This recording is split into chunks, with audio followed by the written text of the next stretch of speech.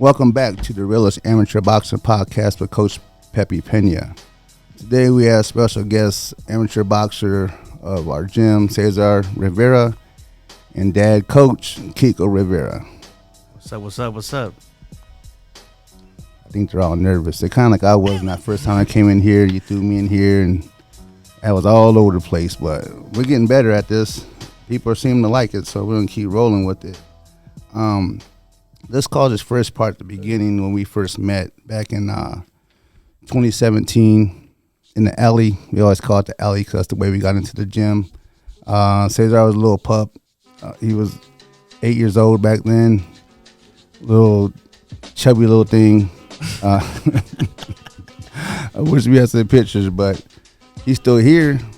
He thought he was LeBron James or Kobe or somebody for a minute there, and thought he was a basketball player, but he figured it out. We just talked about that, didn't we? But the beginning was a good time. That's when the gym first opened. We had just left my my driveway and it started. Didn't know what to expect, what was going to go on, but years later we're still here. Like I said, I have a bag full of past books of the ones who couldn't handle the sport. Like I said, boxing is for everybody. But we're gonna call this the beginning. We're gonna go over some of them questions that April sent us, but let Cesar and his dad answer a couple of them to their best ability. Kiko was, like I said, he was one of them dads that would come in there and just sit there and not pay attention to Cesar. Yeah. We gonna keep it real, man. Definitely. Cause we always doing it real, and you know that's what most of them did, but. He caught the eye of it and just started just sitting back. I could see him sitting back, just watching, paying attention to what's going on. Fast forward to today. He's our coach. He's one of our coaches now.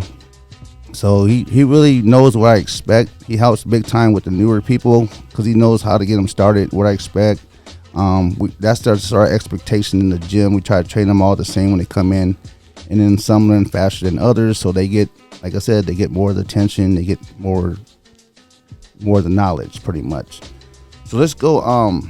We're gonna stick with the little chubby part of it with Cesar because we're gonna and we brought this in today because when you work hard and you listen, things happen, and this almost didn't happen because we wasn't for sure if we was gonna go to this tournament, but he'd worked his butt off like 2 weeks hard prior to the tournament.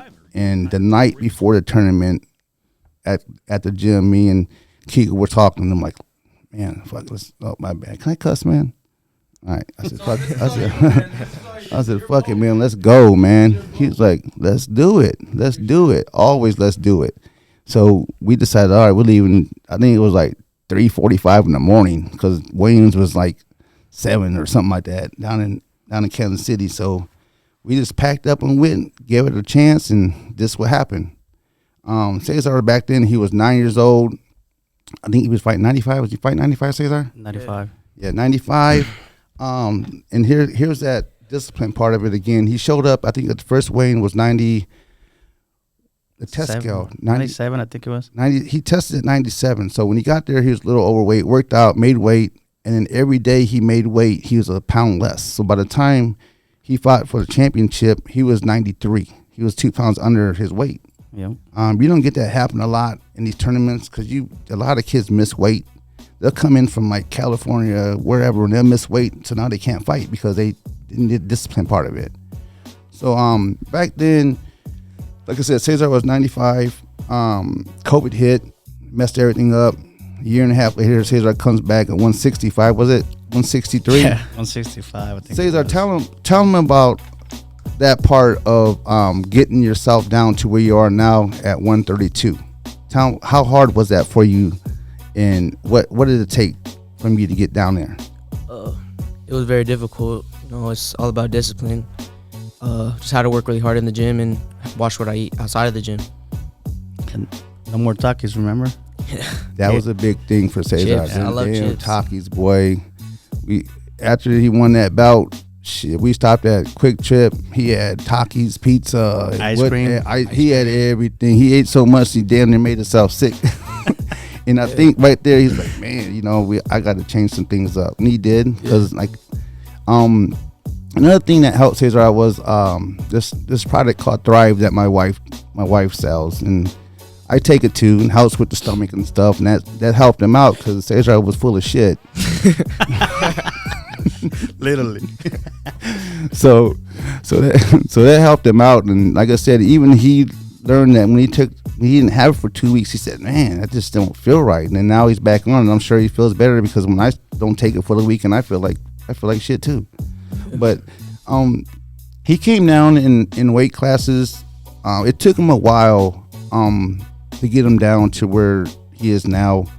And what did you think about having to fight all these older kids? We had to fight a lot of fights within 24 months just to find them fights for that weight class he was at. Tell him how hard that was competing against some older guys at that heavier weight class. Yeah, it was really hard because, well, my first fight back, dude, guy had to be at least 6 foot tall, and I think he was like 15, 16, and I couldn't really do anything because I wasn't in the best of shape. So I just had to work hard and get back in shape so I can get down to weight and fight people more my size, more my age.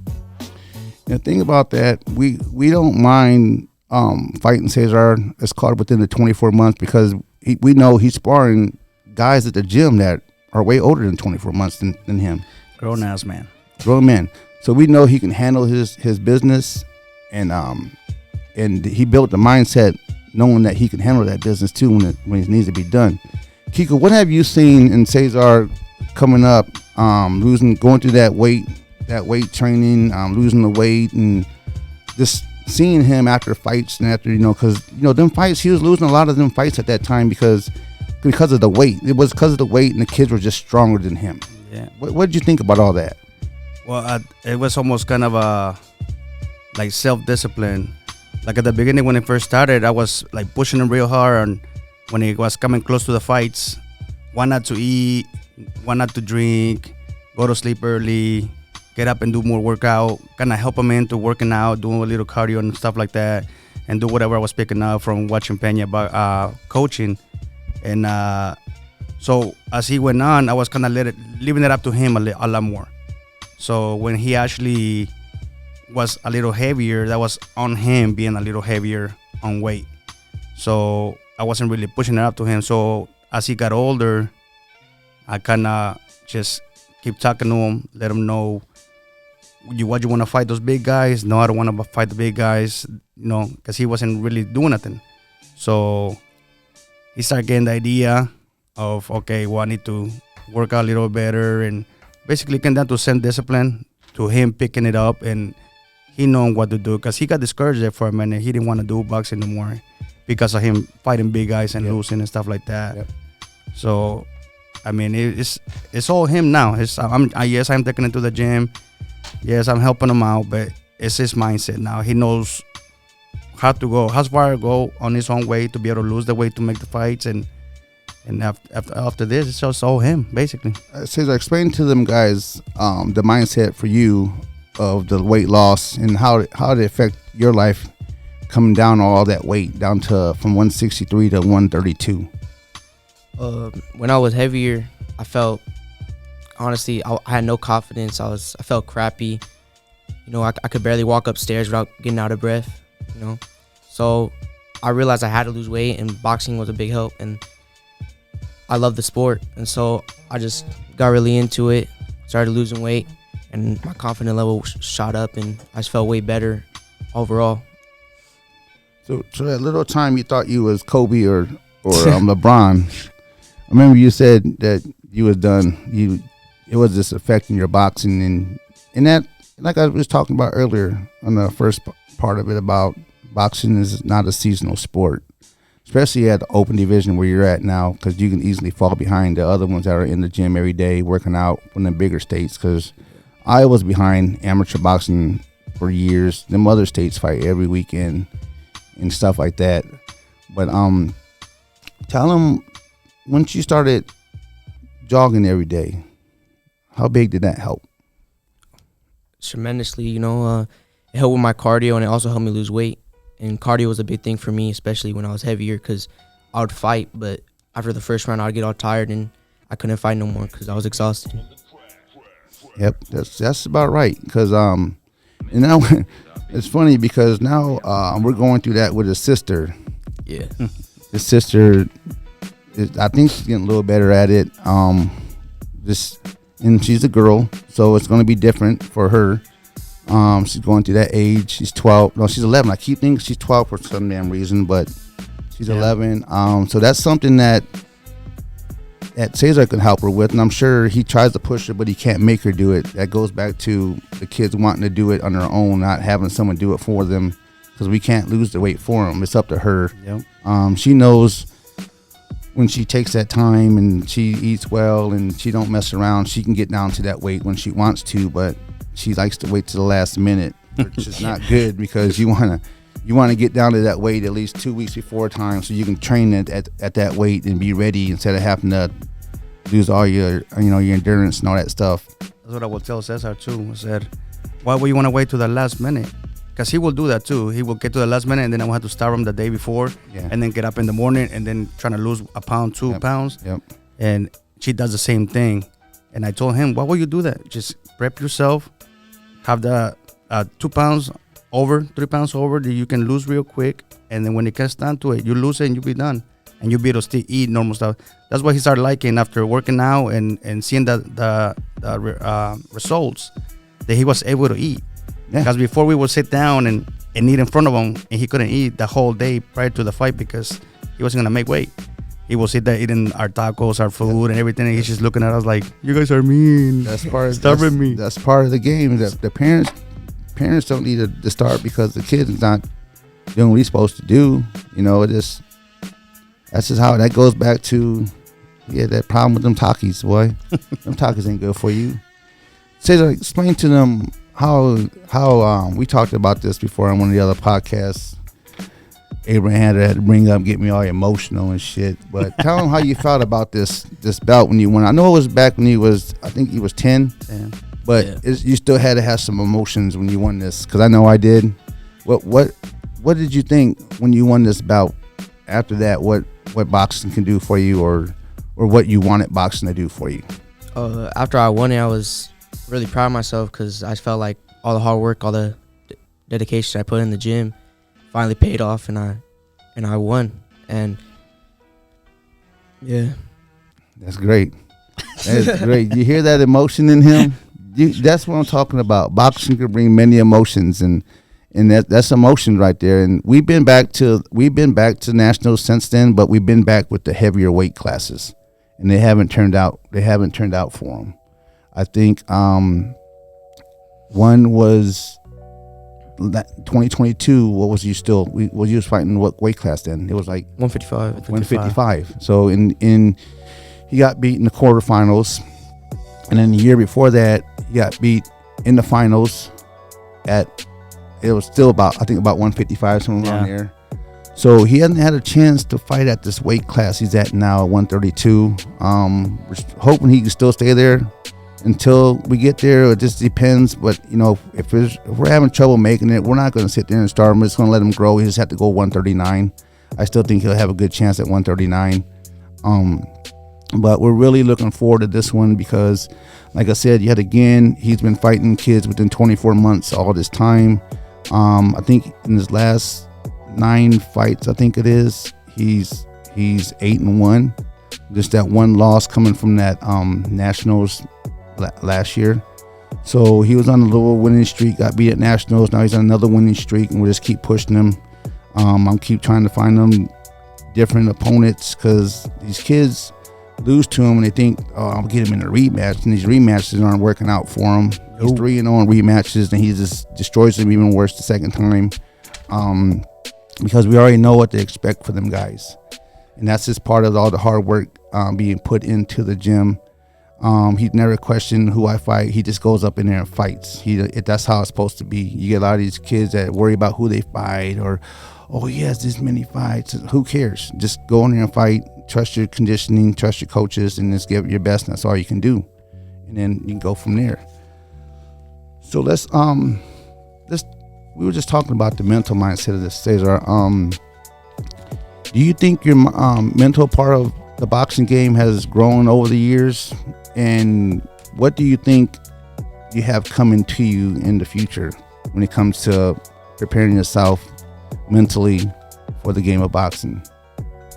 Well, I think boxing is more than anything taught me discipline and having the right mindset and being dedicated. And at first, when I first came back, honestly, I was weak-minded and I didn't want to do anything. I wanted to be lazy and just eat junk food and play games, and I didn't want to work out. But once I got back into it, started losing weight, started winning fights again, I felt really good about myself, and my mindset started to change, and I started to feel, what's that word, like, better about myself, and I think that's going to help me, whether it's boxing or anything in the future. It's going to help me because having the right mindset is about really everything, because if you have a bad mindset, then you can't really do anything because you have no confidence, you have no really anything, Just true. And then Kiko, what has boxing built into you with the mindset in the middle part of the boxing as you became a dad to a coach? Well, like you said at the beginning, it's always been right after work, picking him up, taking him to the gym. So back then when he first started, I was sitting in the back with my glasses on, and I was sleeping. I ain't gonna lie to you. I wasn't really paid. I was snoozing out and stuff like that. And then as I started getting up and moving around, trying to help him, push him a little bit more, and then you needed help with the gym and stuff like that, and I started helping you, start butting in a little bit, and went from there. And but what was the question? I forgot. The mental mind, what mindset it helped you. Boxing helped you as a coach. Oh, well, I think I always been. The reason I liked your gym is because of the way you did things. I'm familiar with that. I the same way. I don't want you crying. Get your ass up, get it done, push yourself harder, and I think it helped me to have something to relate to him, to be able to show them all them stuff, to push him harder, make him do better, feel better about himself, do better for himself. Otherwise, it would have been just like it was before. Just go to work, home, and working all these hours and not really spend time with them. So what it has helped me with boxing is spend more time with him too. Mm-hmm. So like I tell him, I say, you're my best friend and my only friend.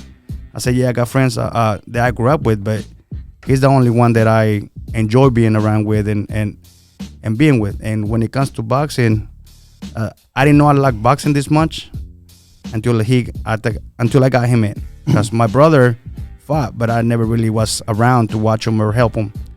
So when he's doing it, it helped a lot, especially with him. His mindset right now is way beyond his discipline, the way he listens. Overall, he's just a good kid, man, and yeah, it has helped a lot. And a lot of that has to do with when he came back and lost all that weight, and he started seeing things better. He started noticing things and all that stuff. That helped a lot from him. Cesar, I'm gonna go to another question that April sent us. What is your advice for coming back from a loss, from losing the fight? What's your advice to them guys out there fighting for their first time as novice fighters, or if they've been boxing a little bit for novice? Because if you're open, you should already know. You're an open fighter. You have 25 fights. I just counted them yesterday. I'm like, damn, I thought he only had like 21. He has 25 fights. What's your advice to a newcomer who just lost his first fight? To stay in the gym, because losses, you just learn from losses. Losses are a big thing. My losses, they taught me a lot. It made me to drive for more and work harder in the gym, so I wouldn't feel that feeling of loss again.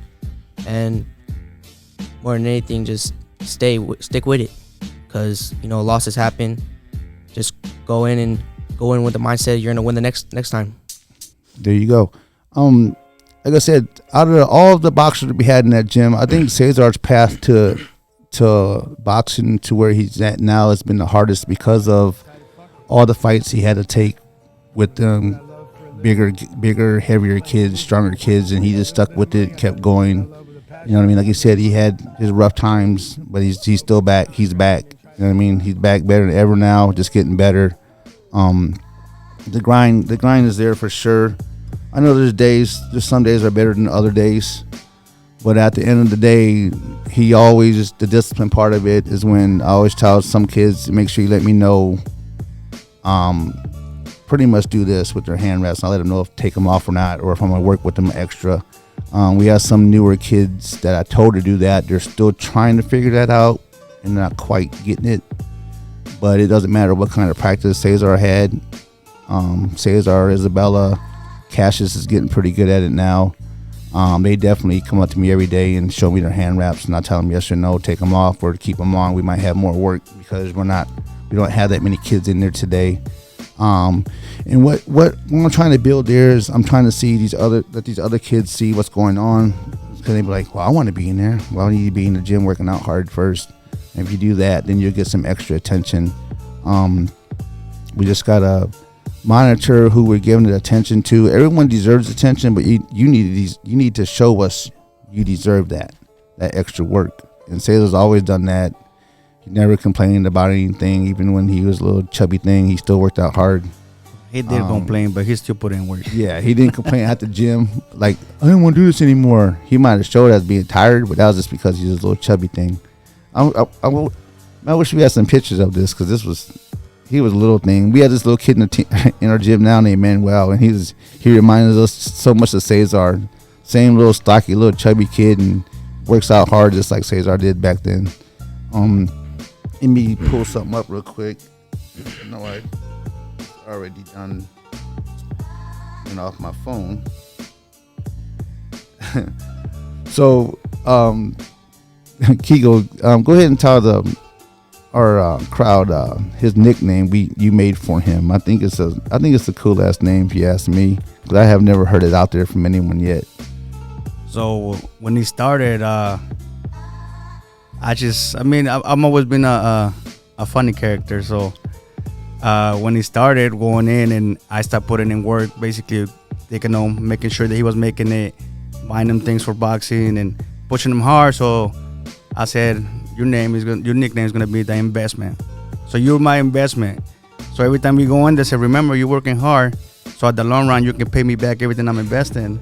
And he would just laugh and tell me, man, that's gonna be my money. So it's stuck with that. I mean, it's just for fun, but the investment just because I'm putting in work and for him to become a better person and better boxer, and overall better person.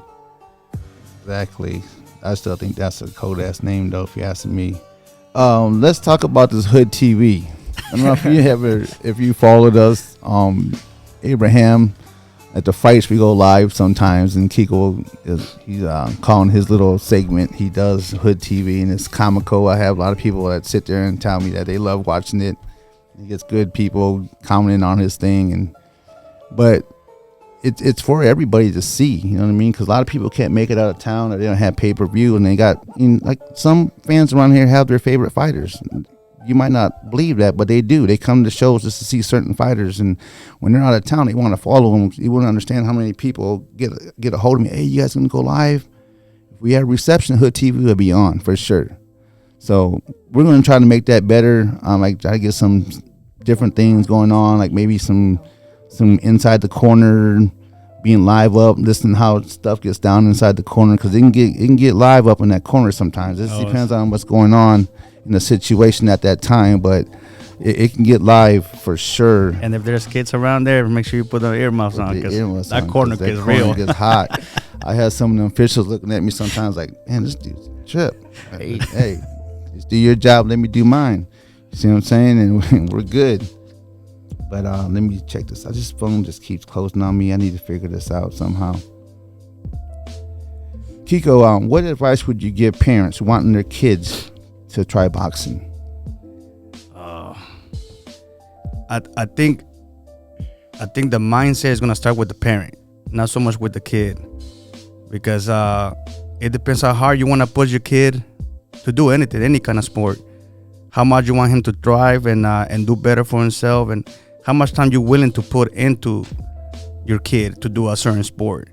Because you can send a kid to do sport and you should show up for games and not really show the support and push him and, trying to practice with him, even though if you've never done it, trying to, play with it and trying to show him some things, and whether it's mindset or physical, whatever it is, and make sure the parent is ready for that. I'm glad you said that. You said the dropping off part, because there's some parents that sit there and they watch it, and there's some parents just drop them off and pick up. Them parents that drop and pick up, they never know the what their kids are doing. They never know if they're getting any better. I'm not going to reach out to them to say, hey, your kid, no, come in, talk to me, ask me questions about your kids, and I'm going to tell you what you need to hear. I'll let you know if they're in there slacking or if you're wasting your money. I'll tell you that straight up. You know that. I tell the kids all the time, don't be wasting your parents' money. You don't want to be here. Tell your parent you don't want to be here, and stop coming, wasting my space and wasting our time. But you definitely have to. Parents definitely have to let the kid get disciplined. Like I said, boxing isn't for everyone. The kid will figure it out. You hear me say it all the time. Figure it out. Figure it out. They'll figure it out if boxing is what they want to do. They'll figure it out for sure. It's like Pepe said, boxing is a lonely sport. It's definitely a lonely sport. So lonely sport. That was one of the biggest things that he was dealing with. That he was always at the gym, and didn't want to hang out with friends. But what I would tell him, I said, "Well, are your friends calling you? No. Are they coming over? No. So are they really your friends?" I said, "At the end of the day, yeah, you're gonna have friends, but when you gotta do what you gotta do for yourself, it's gonna be by yourself." And that's what I love about boxing, because nobody else can tell you we won without putting in the hard work. You got this basketball, you got football, you got soccer. It's a team. It's a team effort. So if you win, everybody put the effort in. When you go in the ring by yourself, you by yourself against the world. Exactly. By yourself. If you make it, you make it. If you don't, you know what you need to do to get better. And that's what I love about boxing. So Cesar, let's go back to this basketball dream you had at one time. What made you like say, I need to be in the gym? What made you want to just? I know you tried the basketball, but you just didn't go back. Why was your decision for that? Cause I felt like I couldn't really commit to either one, cause I was going basically right after school to basketball, right to boxing right after. So I feel like I couldn't really put in my all for either one. So in reality, I had to pick one, and I felt I'm not gonna really. The odds of me doing anything with basketball are slim to none. I'm not tall. I'm not good, really. And you're Mexican. Yeah, that too. So I realized boxing is probably the best sport for me, and I felt like I really couldn't work very hard in boxing because I already did basketball, so I was exhausted basically right when I got to the gym, so I couldn't put my full effort into boxing. So after nationals, I realized I'm not gonna really do anything with basketball, so I just put all my time into boxing. And that really helped a lot. We gave it a shot, but he was still over. He was at that time. He still wasn't at that weight he's at now, and that makes a big deal when it comes to boxing. That weight class, 132 is a great weight class for him, but he's growing. He's starting to get taller, so 139 will be next. And he'll be even stronger at that weight class because he won't have to cut any weight. Because he has to cut a little bit right now to get to 32, but he knows how to do it now compared to before. Oh, yeah. So once that rubs off on his little sister, would be good because she be putting hands on. We had to make a nickname for her too because she be putting hands on people too. She's I think 6-1 right now. Her only loss is against a 7-time national champion. One of these days we're running into her again, and we're gonna give her a better fight this time. And the last time wasn't a bad fight. It was her first fight because we couldn't find her fights, and she finally got going in the third round. But she's way better than she was back then. Oh yeah. And I definitely looking forward to when they run into each other again. I'm really looking forward to that one. Hopefully we can make it nationals, brother and sister this time. Well, for a fact. Come back with both of them. I'm not sure, but has ever been happening here anywhere in Iowa that a brother and sister duo won the national championship. I don't think so. So that's a goal for sure. That's been a goal for a little bit. I know Bella's going through that same stuff that Cesar went through, but she might say she don't like boxing. She a damn lie. She likes boxing, man. She likes beating them boys up. Well, she's the one that asked to come back. Because remember, she started when she was 6 or 7. I have videos of you and she did it for a little bit, and then she stopped coming. So I didn't push it on her that much because I had him. But we went to a fights. I don't remember where I was at, but the girl from Flaco's gym. Yeah, that was at the Forte. Yep. Yeah, I think it was Silver Gloves. She seen her fight, and she like, Dad, I want to fight like her. I said, well, you gotta come back, work hard, and you can be her or better than her. And she asked, well, can I come back? I said, well, let's go. I'm not forcing it on her, so she asked to come back. So she was good, but now I think she gets more discouraged because she has the bigger guys that she spars, which is fine though. Kind of like Cesar, yeah. But she puts hands on them still. Yeah, so. she's doing well against them guys. The weight thing that's just another thing. She's either going to figure out that she's going to have to fight heavier and the girl's going to be bigger, or she's going to be more disciplined with the nutrition and be where she needs to be at, because I know she can be 110 if she really wanted to. It's just part of checking underneath her bed for all that food and stuff she says she has hidden underneath her bed. Yeah. So other than that, yeah, she's, and I know too, because she works hard. Like I said, everyone has their days, and there's been times that she just wants to just get in that ring and hit paddles and just keep working, and I can see that work getting even harder. Not harder on her, but like the pressure and the endurance of the rounds are getting like, yeah, she's already to start stopping some people. But the funny thing you said about that girl, she wanted to be like, she just beat that girl's sister at our show. Yep. That girl was little sister. So that's a boxing family, and that girl was no pushover. She got beat from. She was from Kansas City, a great gym down there, and Bella just did what she did, and that was it. Hey, it was beautiful. It was beautiful. Her last couple of fights have just been. They coming to watch her now too. So. Oh yeah. Like I said, these guys around here, they know, like the gyms know, they know what's going on. People might not get invited everywhere. I don't care. I'm still kind of not sore, but I think that's some BS about stuff, and I don't care if anyone goes back and tells them, but it is what it is. Invite us to your shows, local or not, we'll come. We're going to bring a crowd with us every single time. If we don't get invited, then that's on you. Just have your little show, and we'll have our own. It is what it is. But what are we on? We good on time still? We might as well keep chatting. Yeah. Oh shit, we might as well keep talking. You guys busy? No, man, we getting situated. So let's talk about this bout one more time. So there's a lot of shows that tournaments are, to my opinion, tournaments are where belts should be won at. Not at this show. Shows should just be some trophies, a medal or something, a plaque or something like that. Because the belts are you earn when you're making weights every day and you're beating 2 or 3 guys to get to the championship. That's where this belt comes in at, and he just won a bout at his last show, a Pro-Am show. He fought another kid who wanted a rematch, and it didn't go well for the kid again at his hometown. Yep. So stop asking for them rematches, because we're going to stop taking them because they're just not working out, and we want to keep pushing ourselves.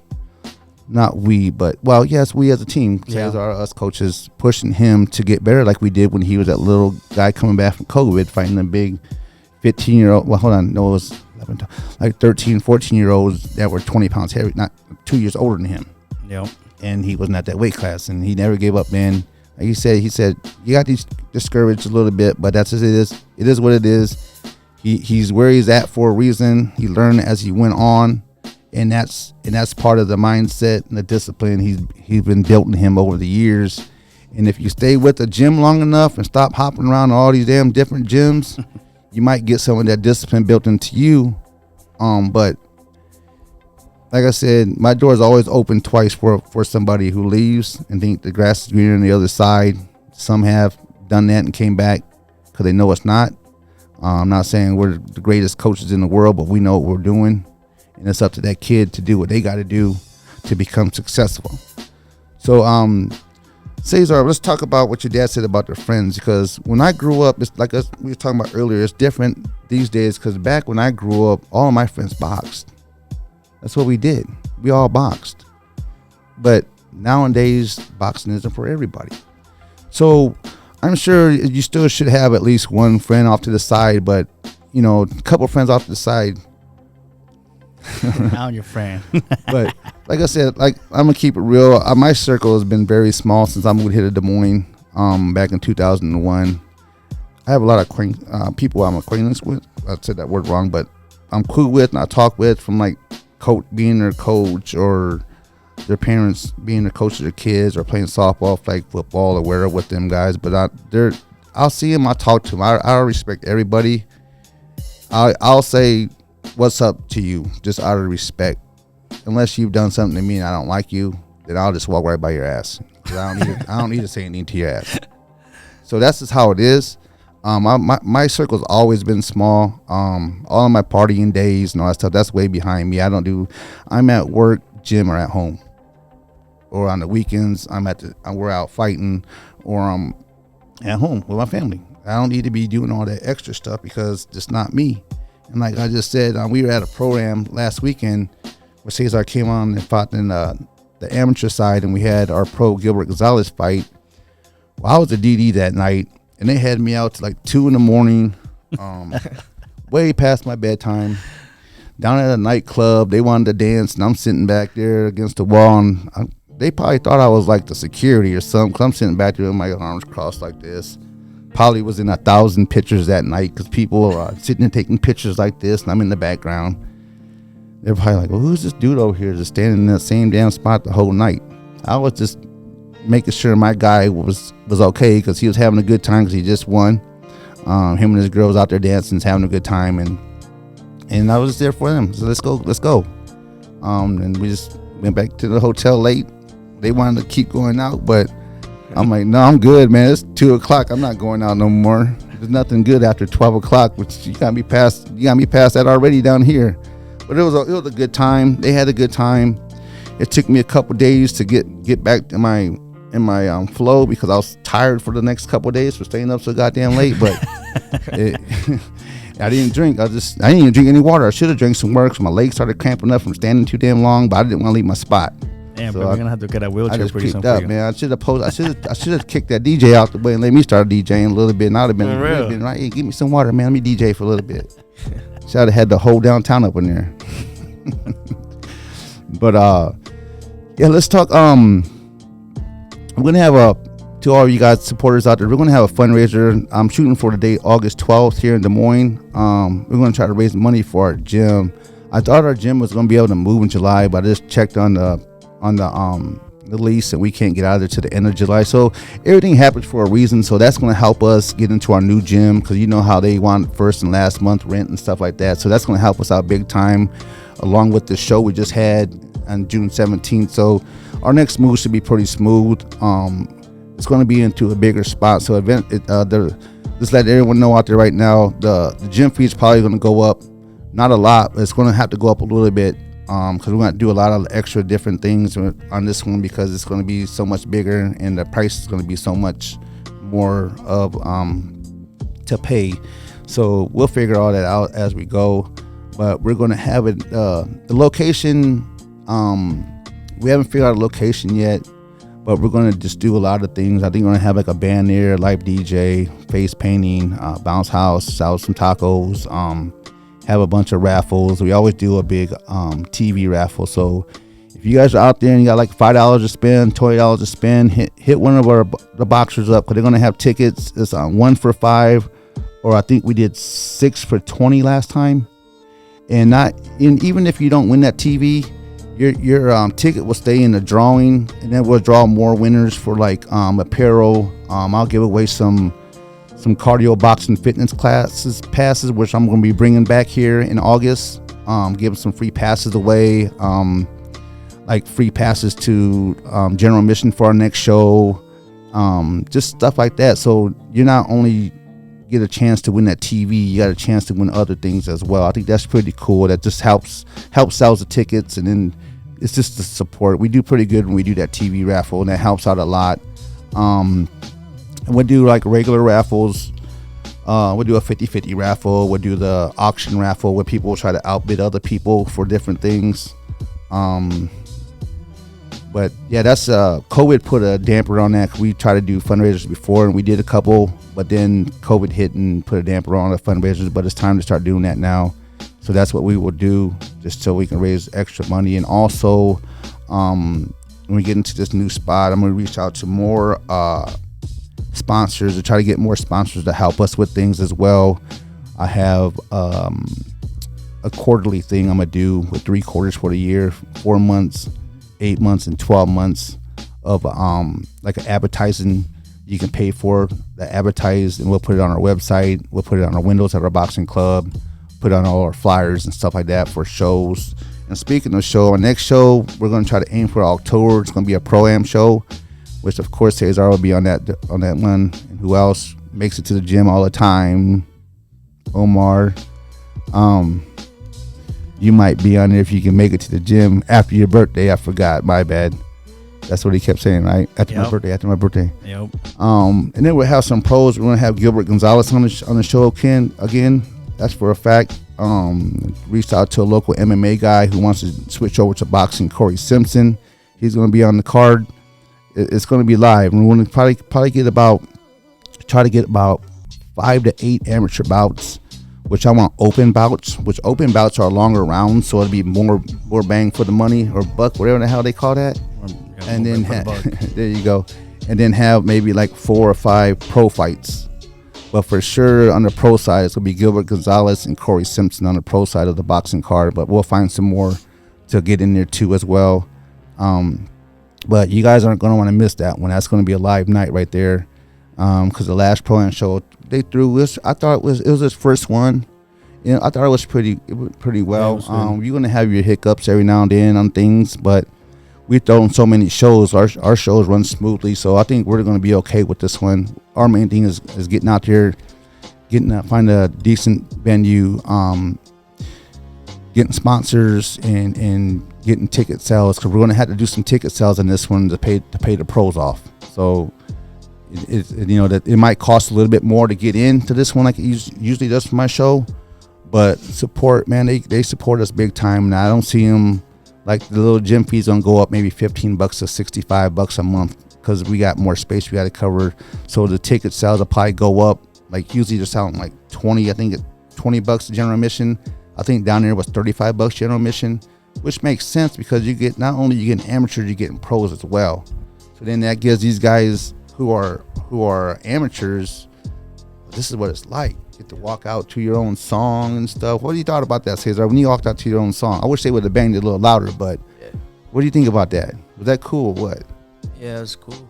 It was honestly, it felt like I was like a real professional, you know, coming out like to my own gyms and, you know, having my what is that called? What's that? Poncho? Yeah, poncho. Yeah, poncho. Yeah, I just felt like I was having like the real experience of being a professional, you know. It was a cool time. All them kids getting to walk out to their own songs, and then the pros, of course, and that walkout song that Gilbert came out to, that's an epic song. I'm not going to tell you what song that was, but it was epic. And at the end of the night, we got them 2 W's, and it was beautiful, man. I think Cesar's song sounded better after he won. Yeah. Because when he was walking out, he was walking too fast, so the song didn't get to play as much. Mm-hmm. So when he won, and talk about motivation, yeah, that's the prize. That's just all. That's good. That's just all the experience. So next time when he does the walkout, he knows just to walk out a little slower. Let the stuff play. Kind of trying to play that like I was with Gilbert. Yeah, don't even come out yet. Let him sit there and just see nothing. You know what I mean? Then he come out. You know what I mean? Tree was pretty good at his entrances. He used to try to dance and stuff like that, and he got the crowd moving before he even got, feel the energy before he even got into the thing. I thought that was pretty cool. I didn't want to show him out with any dance moves, so I let him do his little dance moves. I just carried the belt, and we were all good on that. But yeah, that Pro-Am was pretty cool. I definitely want to do that Pro-Am because it'd be our 10th show, Midwest Throwdown Connection 10 Pro-Am edition. I think it's going to be big. So we just gotta go with that and see what happens. I'm not really looking to make a lot of money on that for the gym. I just want to see what we can do, see what happens on that, because we can start bringing more of them here, And like I said, combat sport, you should be, like I said, I'll go to MMA events. I've been to some when I didn't have fighters there, and I've been to some that when I did have fighters fighting in it, like Gilbert Gonzalez, Jessica Fresh, or just some locals that asked me to come out and help them.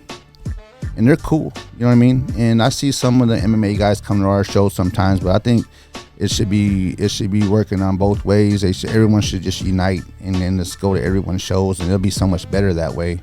Even if you just go as a team and hang out and say, hey, this is MMA side, but we're going to support them, because maybe someday they'll come over and help us get ready for our fights. Because like I said, everyone fights different. MMA striking is different than boxing striking. Like who was I telling this the other day? I was telling Karen, Gilbert's friend who came down to Davenport, that I said, you can tell a difference between a boxer and an MMA guy by just watching them shadow box all day long. You can tell the difference. Gilbert's starting to look more like a boxer now than an MMA striker, because he's been with me for a while, but there's still some things that can be worked on to make him look more like a he boxes, but it can make him look more like a fluent boxer than the MMA part of it. Yeah. So, and that's the big thing about shadow boxing with us now, is these kids, they don't go hard like they're supposed to. You're supposed to go out there and swing hard, throw hard, work on your balance, work on this and that, and they're sitting there and just, they're not going hard, and you wonder why they're not sweating or getting tired, because they're not working out hard. I've noticed you, Cesar, not lately, but you go hard when you shadow box, and that's how you're supposed to do it. And I see sometimes you throw the little green weights, which is the perfect weight. You don't want to go heavier, be like Tree trying to weigh 15-pound dumbbells and trying to throw punches. You don't need all that. Just that little heavier thing you do right there is going to help in the long run. I even see your sister doing it every now and then as well. Or you can do like Joe does, and put the bands on him. He cracks me up. Don't do what Joe does. Joe, you crack me up. You listen to this shit, Joe. You crack me up when you do that shit, man. If you gonna just get some dumbbells and get them arms all the way out there and see what happens. He's making a comeback for like 3 or 4 years, ain't he? Get your ass up in there, man. Get in there, Joe. Around. Get in there. But yeah, that's about a lot of what we have going on. We're trying to right now. We're getting a lot of parents wanting their kids to come in at 5 or 6, which is fine, but we just don't have the space. That's probably going to be another class I want to add, maybe 2 days a week. When we get a bigger spot, is a Pee Wee class. I'm gonna call it a Pee Wee Junior class, because Pee Wee's 8, 9, and 10. So if we call it a Pee Wee Junior class, it's like 5, 6, and 7, just to get them ready for if they ever want to do 8-year-old boxing. They'll be ready. The discipline will be built into them. The strength and conditioning be built into them. Some like Cesar, I have a chance. Like even I see him trying to help others too, which that's fine, because he knows what they expect. He's not going to tell them anything that they don't need to know that I wouldn't tell them. Hope not. But like I see him pushing his sister a lot, and she don't like it. But guess what, Bella? Just go hard, and he won't have to say anything to you. Yeah, that's it. That's like the parenting. Listen to your parent. They don't got to say anything to you. That's it. He's not trying to be a parent. He's just trying to be your brother and help you out in the long run. Like Kiko helps him out. He probably is the same thing. Everything flows like that for a reason. People don't look at it like that. Yeah, it's definitely it's more than boxing. I always told him is because he will have his doubts about boxing. I said, man, I'm not trying to push you to do boxing, but the discipline and everything that boxing teaches you is gonna help you with life. You go outside. Well, it's different now from when we were younger. You go on the streets with your friends, whatever. You got bigger guys trying to punk you out for no reason, just because they can, and either you defend yourself or you got beat. And they wouldn't stop because you cried, or they wouldn't stop because you was younger or skinny or fatter. They just go and beat you up. So with this boxing teaches you how to defend yourself, your mentality, like it's been what, about a year already? He gets up every morning at 6 o'clock, runs 2 miles, does cardio workout, sit-ups, push-ups, all that by himself without me having to tell him. And it has helped him. It has put him in the shape that he's in. So boxing is not just boxing. It's an overall for your life. It's gonna prepare you for life or whatever it is. We're in there screaming at you, telling what to do. You go to a job, you got your bosses screaming at you, telling you what to do. They fire you if you don't do it. Same thing here. The only difference is that if you go fight, you firing yourself. You putting yourself down because you could have done better and you decide not to. Yeah. So that's for a fact. That's for a fact.